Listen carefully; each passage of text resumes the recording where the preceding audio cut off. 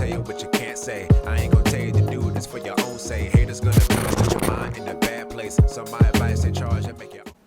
What's up YouTube? This your boy PJ2 Hot here. I'm back from another video, and today I'm doing a review for Spider-Man No Way Home.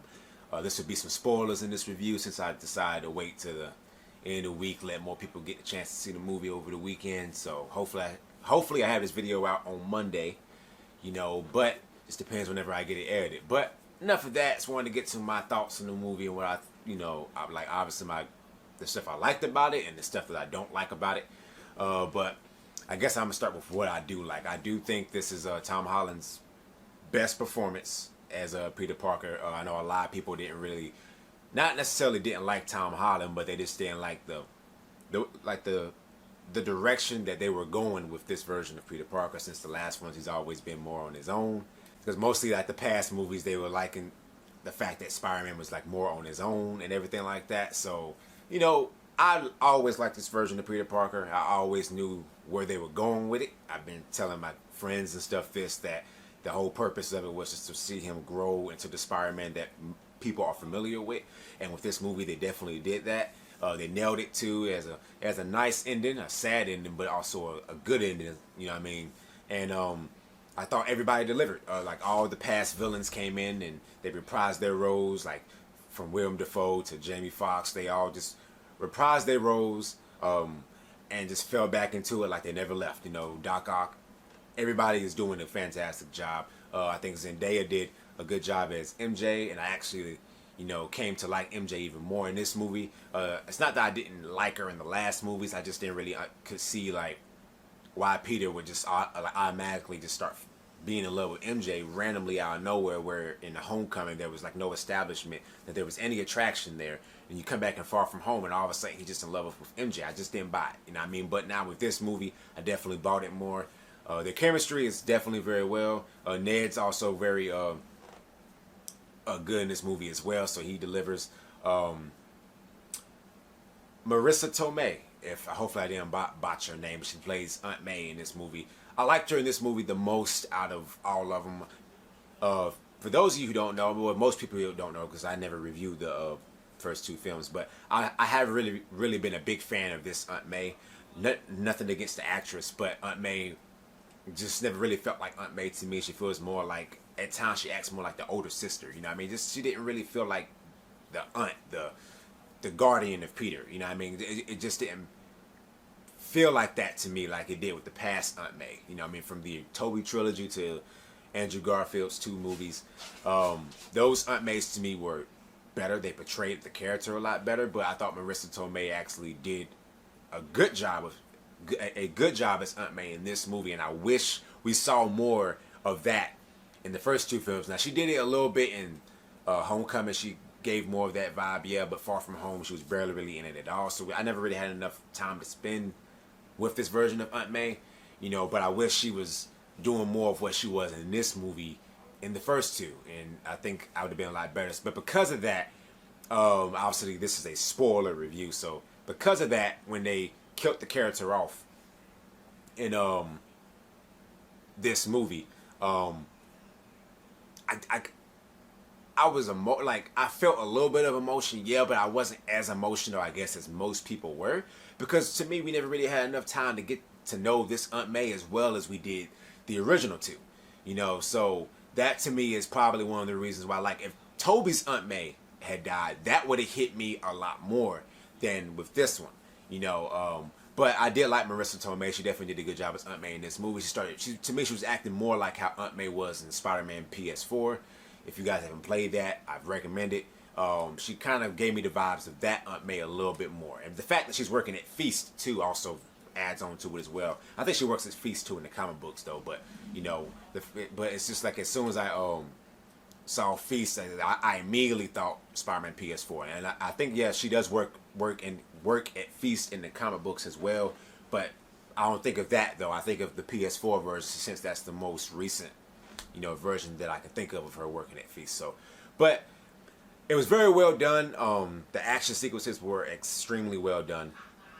It's funny, it's sad, it's emotional. It's definitely the most emotional Spider-Man movie to me that we've had, and I think the stakes are extremely high in this one more than any of the ones that came before, and the consequences and stuff that, you know, when Peter makes decisions and those decisions have consequences, they actually have impacts, you know what I mean, on Peter's life tremendously, and it actually does change things, you know, going future, like going into the future, you know. So I think this where the consequences really hit the most to me in this movie than they did in Tobey's films and Andrew Garfield's films. With the exception, if you haven't seen Amazing Spider-Man 2, which if you haven't seen it by now, you don't want to see it. But still, spoiler alert, if you haven't seen the Amazing Spider-Man 2, you know, when Gwen dies, but then you wouldn't have watched it. Well, like now if you've seen this movie, then you already got the answer of it.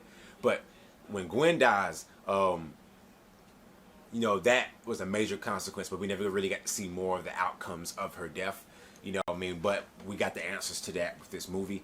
So, man, it's one of those things when, obviously, when Tobey and Andrew come in, because we all knew they was in the movie, but when they finally come in, it's definitely I had the biggest grin on my face when they both came in, because it was nice to see them again. It's also nice that their Spider-Man have also got closure at the same time, because we never really got a proper closure with all of them like that, because, you know, Spider-Man 4 was in development, then it gets canceled.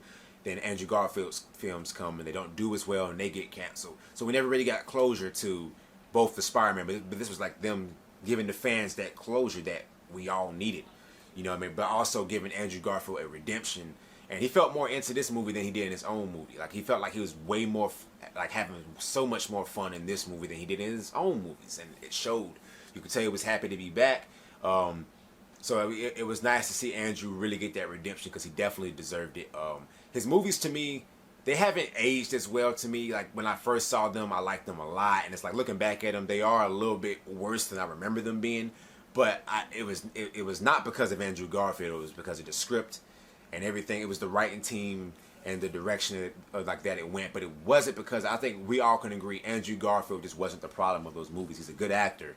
It was just a good actor just in bad movies. You know, he just had 2 bad movies, and this was the time that he really got to show, yeah, he was a good Spider-Man, and he could have really been even better. The potential was there. They just didn't utilize it in those films. So I'm glad that this movie really showed that how great Andrew Garfield is as Spider-Man and would have been if given the right material. You know what I mean? So Tobey, it was great. He definitely like, Tobey has aged a little bit, and it showed there. But, you know, he's great. It was great to see him back. He, you know, stepped right back into that role perfectly fine. My only complaint is that his Spider-Man didn't have as many highlight moments as he should have. Like, I know, like, Andrew Garfield had his moment by saving MJ. And Tom Holland had it. Well, definitely it's his movie, so obviously he has his moments. But Andrew Garfield, like, had his moment by saving MJ and all that. But Tobey never really had that moment in that film. Like, he was pretty much there for the fan service, and there's nothing wrong with fan service. Fan service can be really well if done right. You know what I mean? So there's nothing wrong with fan service at all. So Tobey, like, you know, being there was great. I just wish they kind of gave him a little bit more something that was more like rewarding for fans than just him being there. So Andrew Garfield got that. Tobey didn't, but still. Well, unless you argue with the fact of him stopping Peter from killing Green Goblin by stopping the glider, unless you look at that as his moment, okay, then fine. But I'm jumping all over the place with this review, but it's spoilers. I really want to talk about my favorite moments and what, you know, and all that. The stuff I didn't like about it. Oh yeah, I meant to say the ending. Well, the ending of the film, I think, is, you know, obviously with Doctor Strange and, you know, him having to get all the villains together so they can send them back to their realities. But the fact is, they're going to die, and Peter is trying to stop that from happening. You know, from all of them dying, and thinking he can fix them and then send them back to their realities so that they will be perfectly fine, that they can live, that all of them may have a second chance. You know what I mean? So obviously he has this duel with Doctor Strange, and the fact that he outsmarts him in the mirror dimension was very good, and showed off how brilliant Peter actually is. They really showed off his smarts in this movie a lot more than what they did in the other 2 movies. Well, they showed it a little bit in Far From Home, yeah, but they really showed it off in this movie a lot. So I was happy to see that. They was really showing him that Tom Holland is making his own decisions. You know what I mean? He's making mistakes and suffering the consequences, but he's making his own decisions, his own judgments on what he thinks is the right thing to do, which is really why I like. A lot of people were nervous about Doctor Strange being the mentor, but no, he doesn't. He's not sitting here telling Peter and like everything that he needs to do, and Peter is just being a Boy Scout and listening. No, Peter is questioning a lot of Strange's ideas and stuff, saying, "No, that's kind of that's not right. Have a heart, you know what I mean, and all that. And I like to see that because that's how it should be. And I'm like, great. I love the first, like, I liked Homecoming. Is it my favorite Spider-Man movie? No, but it's a good movie, and I think a lot of people give it a little bit too much bad rep. Like, it's a good movie. It's not it's not the best Spider-Man movie, but it's a good, enjoyable movie. It's not trash. Far From Home was definitely a huge step up. I love that movie. And this right here is definitely my favorite Spider-Man movie of all time. And I've let it sit. I went Friday night. I've been sitting. I've been chilling, overthinking, like really thinking through it and looking at other movies and trying to see, this is my favorite this is my favorite Spider-Man movie. They did exactly what I wanted them to do with this film. So I'm very happy with that. I'm proud of Sony on that end. I'm proud of Marvel as well too. They definitely also listened to a lot of criticisms that people have of this Peter Parker, and they fixed it, and they definitely showed, like, look guys, you guys are finna get what you want. I knew what they were doing. They're building up for this. It was basically, these 3 movies were just a huge origin story building up to Peter becoming the Spider-Man that he needed to be. You know what I mean? It's like this whole trilogy is trying to figure out what it means to be Spider-Man. The best thing to do is to have the original, will have Tobey and Andrew, you know, the other Spider-Man, come in and truly show him what it means to be Spider-Man, and the lessons that they taught Tom helped to make the right, sad but right decision at the very end of the movie. And when he chooses to wipe the world's memory of Peter Parker entirely, and that he was Spider-Man and everything, and promising his best friends and his girlfriend that he would find them and tell them about everything, and you know, and all that. But then when he runs into him again at the coffee shop, and you know, he sees that they both got into, I think, MIT, and that their lives technically, like, they look so much happier, and they're like their lives are just looking so much better with him not being involved, in the fact that he still was thinking about telling MJ, only to see that cut on her forehead and saying, like, dang, like, I did that, like, I'm the reason that, you know, that happened to her, like, I got her hurt, and I don't want that to happen to her again. And I think, you know, he makes the decision not to tell them, you know what I mean, and step away and let them go off to school and make sure that they're safe, because he cares about them enough to make sure that they're safe, and, you know, not put them in danger, or be selfish and put them in danger just because he wants a girlfriend. So, you know, me as a person, I don't think I would be strong enough to do that, but even I know it was the correct thing to do, and it really showed the lessons that he learned from Tobey and Andrew, you know, and all that. So, especially with, I know in Tobey's movies, Tobey says, you know, sometimes doing the right thing is giving up the things that you want the most. You know what I mean? And that really, that line really does hit with that scene. It really fits, like, you know, as badly as Tom wanted to tell them, as badly as he really, really wanted to tell them, he just knew it was the right thing not to, and to step away. And I thought that was beautiful. That's the most Spider-Man thing ever. And it really solidified him, like, yeah, like, Tom Holland is Spider-Man. And then at the very end, he makes his own suit like everybody wanted. You know what I mean? He stitches together his own suit, and it looks beautiful. And he's swinging around, and he is Spider-Man. And I was so happy to see that he's on his, you know, I had no problem with him being in high school. I love the high school. People need to understand that Peter Parker starts as a 15-year-old kid in high school. A lot of y'all need to understand that. He's a high school kid first, and he eventually grows into obviously a man, but he's a high school teenager. So he's making these bad mistakes during these movies because he's a teenager. He's supposed to make mistakes. That's how we all make stupid decisions when we were kids, but we learn from them, and they showed it throughout this movie. I was behind it. Now, you know, he's going to be going to college in the next trilogy, and we're going to get more of the Spider-Man that majority of people do want. They want him in his college years now, which the college years, Peter, is the best version. However, people need to understand the high school version is the popular version. That's the most popular version. That's the reason why they keep putting them back in high school, because that's just the most popular version. You know what I mean? But I do agree that the college years is where the best stories come from. So my only things that I didn't like about this movie was I didn't like how Tobey and Andrew was really introduced. I mean, like, okay, like, Andrew was all right, but Tobey just kind of strode up in there like, hey, guys, what's up? Like, the portal just opens up and he just steps through like, hey, guys, hey, how you doing? Like, it's just like, it wasn't any, like, show some, like a little bit of, like, I don't know, like, hesitation. Like, man, what is this? Like, be surprised that a magical portal was just opened up. Like, yo, how did you do that? Like, I just felt like they were just too cool with learning that there's another universe, and that in this universe that magic exists. Like I just, it didn't really, you know, I didn't really like that. It wasn't bad, but don't get me wrong, like it was great to see them show up, but you know, I just thought they could have had a better interest in what they did, you know. But that's just a little nitpick. It doesn't ruin the movie. It's just a little nitpick. I think some of the villains really wouldn't, like, I don't think Sandman really needed to be there. Like, he was like kind of like Sandman in this movie. I think out of all the villains was the most forgettable one. It was, don't get me wrong, it's nice to see the actors and all of them back, but I just thought like Sandman didn't really, you know, I didn't really think he needed really to be there. Jamie Foxx was great, but his Electro was like acting completely different from what we last saw him. Yeah, he had a different look and all that, and they mentioned the fact that he had a different look and everything, but it's like, I just felt like he wasn't even acting the same. He was acting like a completely different character. You know what I mean? I don't know.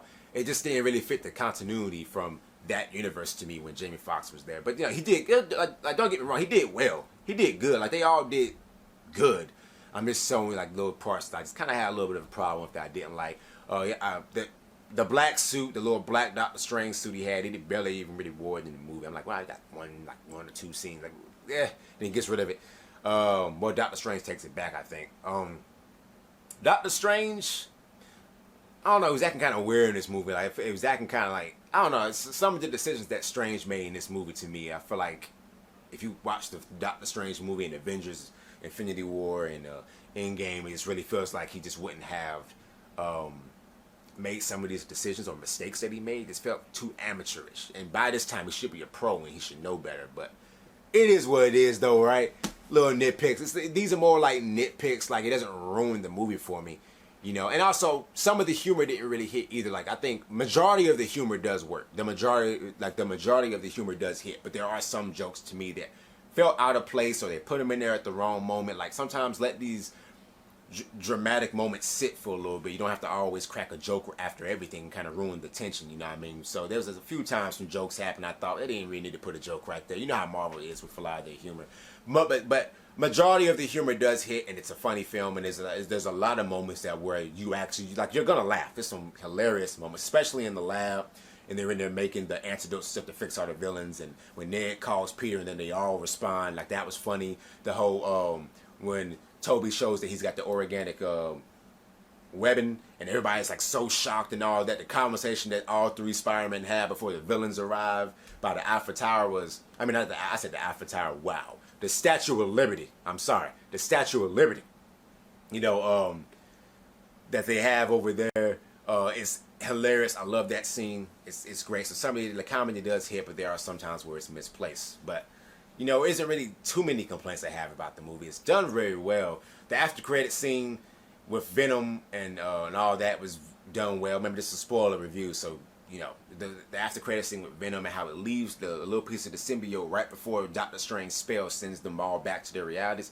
A little piece of the symbiote is left in the MCU, so we know Venom is coming to the MCU, but it's not going to be that Venom. It's going to be, I guess, a new Venom that Marvel will introduce. I don't know if they're going to go the Flash Thompson route with the Agent Venom, or they're gonna go the Harry Osborn route, or Harry Osborn, because I know lately they've been doing a lot of making Harry Osborn Venom, or they're gonna introduce their own Eddie Brock. We don't know, but I can't wait to see where they go with that. And then the second after credit scene is a trailer for Doctor Strange and the Multiverse of Madness. So definitely looking forward to that as well. Overall, this movie was extremely well done. It was Tom Holland's best performance. Everybody delivered the best that they could. The villains brought their A game, all of them. While some of them were not as needed, they still did a good job reprising their roles. So nobody did bad in this movie. Everything was very, very well done. If I had another complaint is, why would Peter go back to school? If your identity is revealed and everybody's in danger, why are you going back to school? That doesn't make any sense to me. It doesn't make no sense. Yeah, sorry about that. The memory card got full. But yeah, it doesn't make any sense that they would go back to school. It makes no sense. But that's another little nitpick. But yes, okay. Overall, the conclusion of the movie, it's a great, fun movie. I highly recommend you go see it.